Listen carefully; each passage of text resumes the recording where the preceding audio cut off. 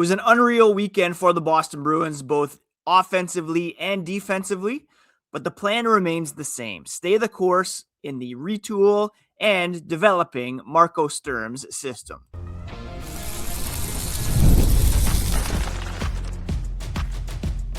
You're Locked On Bruins, your daily podcast on the Boston Bruins, part of the Locked On Podcast Network, your team every day. What is up, Bruins fans, and welcome back to the Locked On Boston Bruins podcast. This is a daily show where we discuss all things Spoke to Be, and we are part of the Locked On Podcast Network, now the #1 sports podcast network. I'm your host, Ian McLaren. I am a lifelong Boston Bruins fan, and I've been covering this team and the NHL for various outlets for nearly 20 years. Today is Monday, January 12th, and this episode is brought to you by FanDuel. The wildcard round has passed. FanDuel is officially in playoff mode. Visit FanDuel, an official sportsbook partner of the NFL, to grab your profit boost pack every NFL playoff game day. All right, on today's episode, we are going to break down just a wildly successful weekend for the Boston Bruins. We're going to look at the storylines, the stats, and the significance of a 10-2 win over the New York Rangers on Saturday, followed up by a 1-0 win over the Pittsburgh Penguins on Sunday. Joonas Korpisalo with the first shutout of the season for the Boston Bruins, coming on the heels of a 4-3-2-1 goals game for the Bruins in Saturday's game against the Rangers. We'll also take a look at Jonathan Aspirot getting a 2-year contract extension and just briefly touch on Morgan Geekie's absence from the team on Sunday. All right, let's begin with taking a look at Saturday's game against the Rangers. Overall, the Bruins had just a pretty perfect weekend, right? Very entertaining couple of games to watch, and it all started with a 10-2 victory over the New York Rangers. This game was full of unbelievable performances, including Marat Khusnutdinov's 4-goal game, a hat trick from Pavel Zacha, a 2-goal game from Fraser Minten, Charlie McAvoy getting on the board with a goal of his own, and David Pastrnak chipping in 6 assists to lead the team in scoring in terms of points on the day. Nobody expected this, and it was just so fun to just see them keep racking up goal after goal after goal. And it was hilarious. After the game, you heard Pavel Zacha saying, it's not often you get a hat trick and you end up being the game's third star because, well, 4 goals is better than 3. 6 points overall, worthy of, above 3-star mention. David Pastrnak said it was a fun afternoon. You don't get games like this often. Great win, but they were quickly ready to turn the page to focus on the upcoming game against the Pittsburgh Penguins, which was being played just a day later.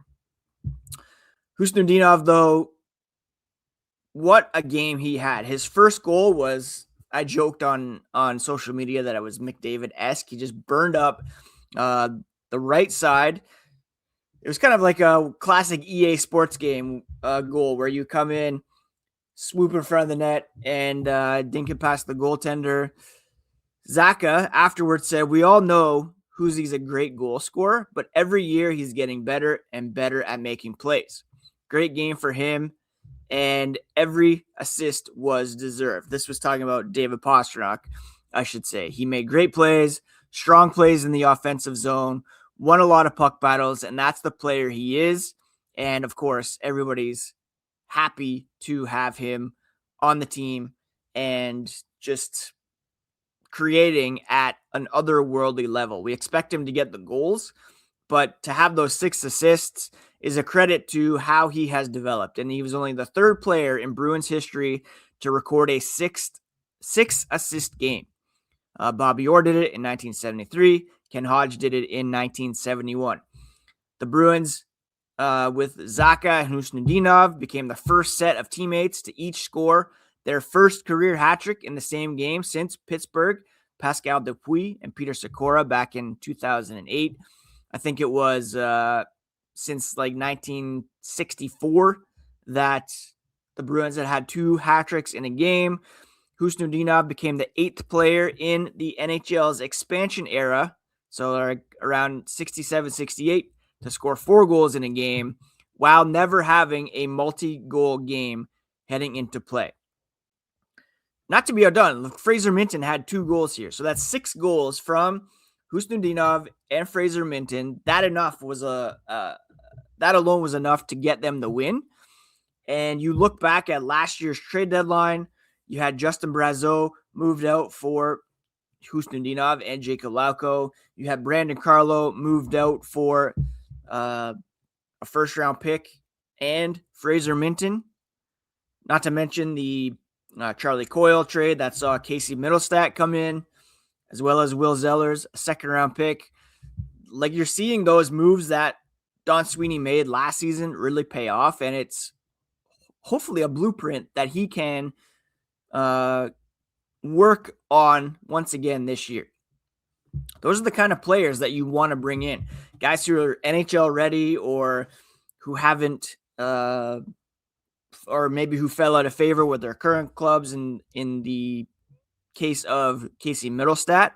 But Khusnutdinov, Minten, these guys are young, 23, 21, and they're the kind of players that you can not necessarily build around, but you can plug in and expect big things out of them as they continue to develop. Marco Sturm credited Huzi's quickness, speed, hockey IQ, covers a lot of things, checks a lot of boxes. They saw it in training camp, and he's always liked the way he plays. He's worked his way through some different positions in the lineup. He's been up on the first line. He's been down on the fourth line. He's been a scratch. But he realizes how much he actually does for his line mates, and everybody wants to play with him. And again, Zach is saying not often that 2 guys get a hat trick in the same game. Happy that it happened. Super happy for Huzi, who's become a very important player in the locker room and a guy that other players are really rooting for.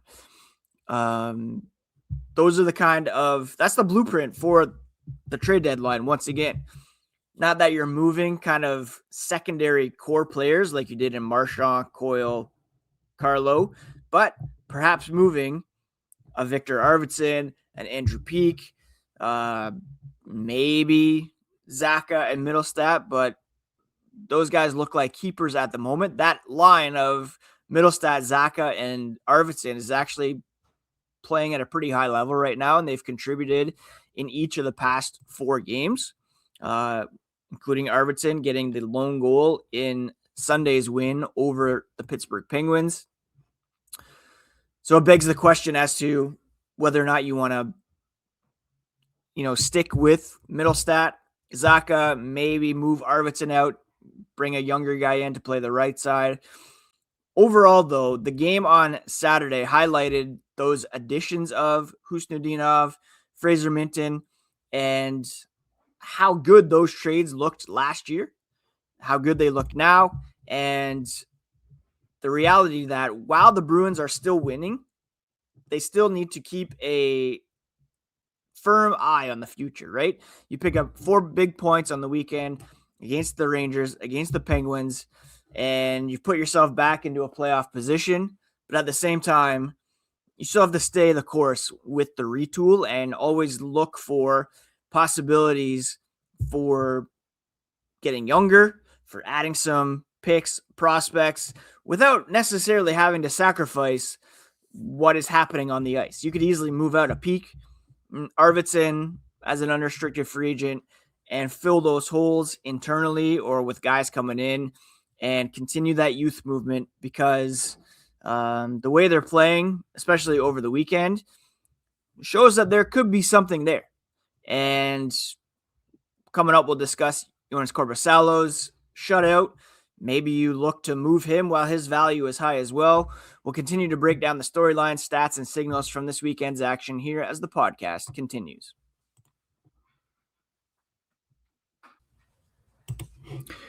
New year, big goals, and somehow even less time to cook.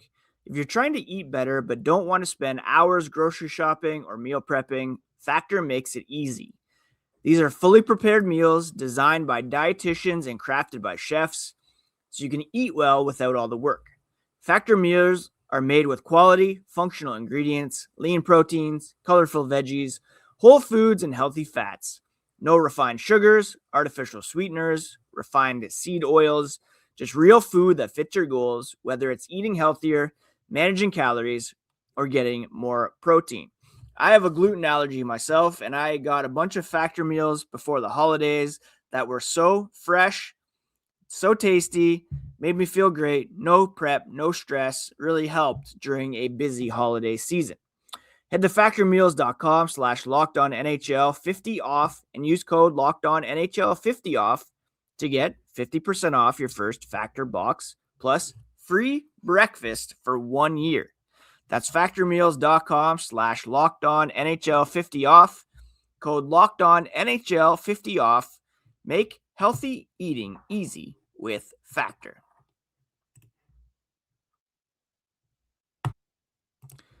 Thank you for making Locked On Bruins your first listen of the day, and thank you for making Locked On the #1 sports podcast network.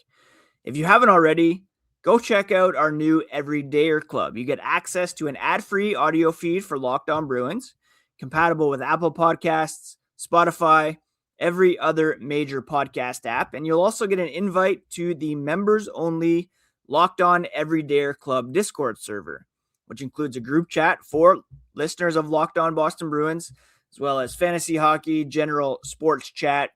Go to lockedonbruins.supercast.com or tap the link in the show notes to learn more. So the Bruins on Saturday had this offensive explosion, 10 goals, 4 from Huzi, 3 from Zacha, 2 from Minten, and it really highlighted those moves that were made last season to bring these younger guys in as part of the retool. On Sunday, it was a real defensive effort that got the Bruins a 1-0 win over the Pittsburgh Penguins, despite the fact Boston went 0 for 6 on the power play. Korpisalo made 27 saves as the Bruins extended their winning streak to 3 games, and it was the first shutout this season for the Bruins as a team. Korpisalo is 8th in the NHL. He said, "It's nice, but he's just happy getting the win. A win is still a win," he said. He was hoping the guys could save a couple goals for today following that 10-2 explosion, but they did. They got 1, and it was all they needed, a good team effort. Stuart Skinner was pretty good on the other side for the Penguins. It was Victor Arvidsson who had a great second effort to kind of bounce the puck in off Skinner's pad for the lone goal. The Bruins had plenty of chances, though. 6 power plays that they went 0 for on. Arvidsson credited that to some mental tiredness. They weren't really sharp as they usually are. Of course, they had played the day before, as did the Penguins, who lost to Calgary on Saturday. But Arvidsson said, "We'll keep doing what we're doing, keep playing. That's what's brought us success this year, and the details they're playing with on their power play." They're still a very good power play team, a top 5 power play team. The Bruins had appeared to have a 1-0 lead in the first period, but they ruled that it went off Corrali's right glove in front and that he kind of punched the puck in. Arvidsson got the lone goal about 6 minutes later, out-muscled Erik Karlsson, a former Norris Trophy winner, kicked a rebound off Henry Jokiharju's shot from the point onto his stick and put a backhander off the left post before it bounced in off Skinner's right leg. He said he was trying to get to his stick, back towards the net. Luckily, it went in, trying to be a disturbance in front of the net, trying to win these battles, set up his teammates for chances, and he said he thrives in those kind of games. It was in the waning minutes of the second period that Bruins defenseman Jonathan Aspirot blocked a point-blank quality scoring chance to help preserve the 1-goal lead. This came on the same day that he signed a 2-year contract extension that will pay him like $887,500 over the next couple of seasons. And Korpisalo said that was huge. It gave energy to the team. Everyone's doing it right now. You have to have those kind of big blocks to just show your commitment, show that you are ready to lay it all out on the line to give your team the win. And we'll touch on Aspirot's extension a little bit later on. Now, from my perspective, Sunday's game obviously was huge. They get a shutout over the Penguins. Sidney Crosby had a couple great opportunities, set up one in the first period that's with just an unreal backhand saucer pass. Talk about adding Huzi, adding Minten, the retool, kind of sticking to Marco Sturm's system and building a way of playing hard under him, under this head coach that's going to be around for a couple years. You look at Korpisalo's performance. He's had 2 high-quality starts in a row now. You have Victor Arvidsson, who's scoring. These are the kind of guys that you look at and you don't really perceive them to be part of the next wave of truly competitive Boston Bruins hockey. Not to say they're not competitive. Obviously, they are right now, but they're kind of a fringe playoff team at best. And these guys, 2 of the older guys on the team, Korpisalo specifically, the Bruins, I'm sure, would love to dump that contract, get it off the books, and give a younger guy like Michael DiPietro an opportunity to come up into the NHL level and build on his AHL best level of goaltending over the past season and a half. Korpisalo, especially Arvidsson, these are guys that you could take from their performance on Sunday as kind of sell high opportunities. Teams are always looking for goaltending or for veteran wingers. Now, Arvidsson, yeah, he's showing some great chemistry with Mittelstadt and Zacha at the moment. You don't necessarily want to break that group up, but you have some young guys waiting in the wings, and it's just smart business to take a guy like Arvidsson, who you traded a couple picks for this past summer, and to flip him prior to the deadline to a team that needs scoring for a playoff push and get something back for him, hopefully better than what you gave up, and maybe pull off one of these Minten, Khusnutdinov type deals. That's what the Bruins should be sticking to. Obviously, it's tempting to take these 4 points and see, as we'll see coming up, that you're right in the thick of it in the playoff race. They have an opportunity to subtract, but also stay the course.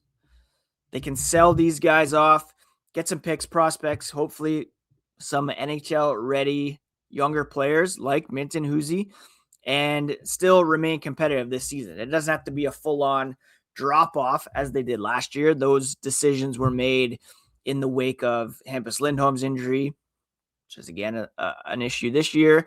Charlie McAvoy going out of the Four Nations face-off, and it was a kind of dedicated decision to move on right the season off. They can still remain competitive and in it until the final buzzer of game 82 this season, but also still keeping an eye on the future. And that's the smart course of play. So full credit to Korpisalo for responding to some criticism lately. He hadn't got a ton of playing time lately. The couple games that he has played, the Bruins had 3 games over the past 4 days, and he started 2 of them, allowed 1 goal. One was of Calgary, the other Pittsburgh. putting up those kind of numbers against any two teams in the NHL is pretty impressive. First goalie with a shutout against the Penguins since Tuukka Rask in 2015. So it's been a long time since it happened. And a full team effort for the Bruins, who are once again right in the thick of it in the wild card race. We'll take a look at the significance of these two games and also touch on Morgan Geekie, Jonathan Aspirot here as the podcast continues.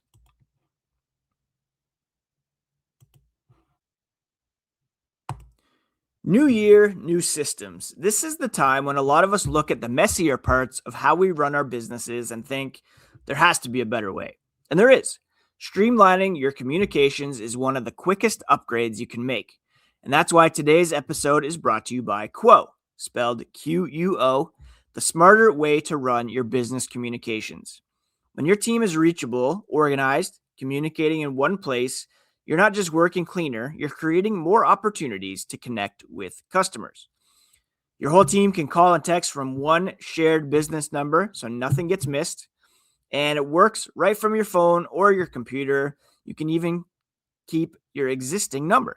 Quo's smart AI tools automatically log calls, summarize conversations, highlight next steps, so details never slip through the cracks. It's no surprise Quo is the #1 rated business phone system on G2, trusted by more than 90,000 businesses, from solo operators to growing teams. Try Quo for free, plus get 20% off your first 6 months when you go to quo.com/lockedonnhl. That's quo.com/lockedonnhl. Quo, no missed calls and no missed customers.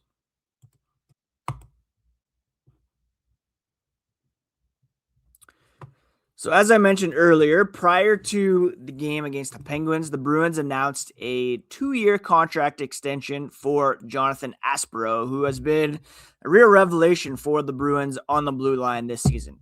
I'm going to be 100% honest. I didn't know much about this guy heading into this season, and he has, I don't want to say exceeded all expectations, because I really had zero expectations for this guy coming into this season. But he's got a new 2-year NHL contract extension through 2027-28 with an annual cap hit of $887,500. He made his NHL debut just this season at age 26. He's recorded 2 goals, 1 assist, 25 games this season. Very modest point totals, but that is not where his strength is. He is a 6-foot, 212-pound defenseman who leads the team in plus minus with plus 15. Not that we are completely devoted to that stat, but he is a guy that you can trust when he's out on the ice. He has a big impact defensively. He's very good at reading the offensive breakouts that are coming in, and he's very good at making sure that the other team is staying off the board.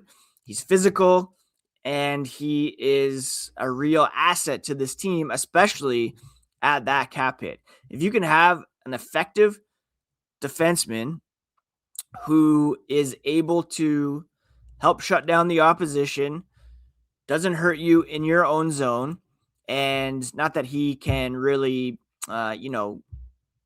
contribute offensively, but he's a guy that when he's on the ice, you can trust that the Bruins are in good hands defensively, right? And Jonathan Aspirot right now, he's played 381 minutes total ice time, and he has been on the ice for, straight up more goals for than against, and that's just what you need from this kind of depth defenseman. So good on him. Congratulations. And hopefully he can continue to help lock things down for the Bruins on the blue line and perhaps makes a guy like Andrew Peeke even more expendable. On the flip side, there was a concerning development for the Bruins over the weekend as Morgan Geekie had to leave Saturday's game due to a family emergency, and he did not return. And he did not also play on Sunday, despite Marco Sturm signaling that everything is okay. It's probably just because there were 2 games back-to-back, but we wish Geeky and his family all the best and hope that he's able to return to the Bruins sooner than later, hopefully by Tuesday's game against the Detroit Red Wings. He's mired in a bit of a goal slump. Don't know if whatever's happening off the ice is weighing on him. That's certainly possible. And, we're only human. Full support to Morgan Geeky and wish him and his family all the best. Now, the Bruins picking up those 4 points, putting themselves right back in playoff contention. They're now just 1 point out of a wild card spot in the Eastern Conference, although they do have some games, more games played than many other teams in the Eastern Conference. They are tied with the Sabres and the Capitals for a wild card spot with 52 points. They're 4 points back of the Montreal Canadiens for the 3rd spot in the Atlantic. They've played the same amount of games as the Capitals and have identical point percentages, but the Sabres, who are in that first wildcard spot, have 3 games in hand. And if you go rank the Eastern Conference by point percentage, the Bruins are still in 11th right now, or tied for 10th with the Washington Capitals. Ahead of them, in terms of point percentage, the Pittsburgh Penguins, who they beat yesterday, the Toronto Maple Leafs, the Flyers, Sabres, Islanders, Canadiens, Red Wings, Hurricanes, Lightning. So, again, the Bruins are kind of in a middle spot here where they are good enough to contend for a playoff spot, probably too good to bottom out like they did last year. There's some teams in the East who are really struggling lately and kind of losing their way a little bit. The New Jersey Devils and the Ottawa Senators specifically mired in 4-game losing streaks. So a lot of turmoil around both clubs. Dougie Hamilton scratched, could be traded. The Ottawa Senators have Linus Ullmark on leave and just seem to be in a bit of disarray over there. Not to mention the fact that there are a handful of teams at 500 or lower in the Western Conference as well. So it's important for the Bruins to remain competitive, I think. I don't see them kind of bottoming out for another top pick as they did last year. Point percentage-wise, they're in the top half of the league, not bottoming out as they did last year. But at the same time, like I said earlier, and the theme of this episode is that they need to stay the course on the ice for sure, but also in terms of overall organizational philosophy of getting younger, retooling, surrounding David Pastrnak, Charlie McAvoy, Jeremy Swayman, Morgan Geeky, Nikita Zadorov, Elias Lindholm, with the right pieces around them for this team to be competitive sooner than later. They did bring their goal differential back up over 0. They're at +6 now, which is tied with the Sabres for 3rd best in the Atlantic Division. And they've got a couple big games coming up on the schedule this week, including tomorrow's tilt with the Detroit Red Wings, who are one of the better teams in the Atlantic this season. Then they play Seattle at home before heading out to Chicago to take on the Blackhawks. The Bruins have been a very streaky team this season. Long losing streaks, long winning streaks. They're in the midst of another 3-game winning streak. They are 4-1 in 2026. And they got a real opportunity to finish this homestand with at least 8 out of 10 points before going to Chicago to take on a beatable Blackhawks team on the weekend. So, a few weeks left to go until the Olympic break. That's going to be a real cutoff point in terms of buyers, sellers in the NHL. I still think the Bruins should be at least soft sellers and looking to continue the retool. They're not going to be trading core guys by any means.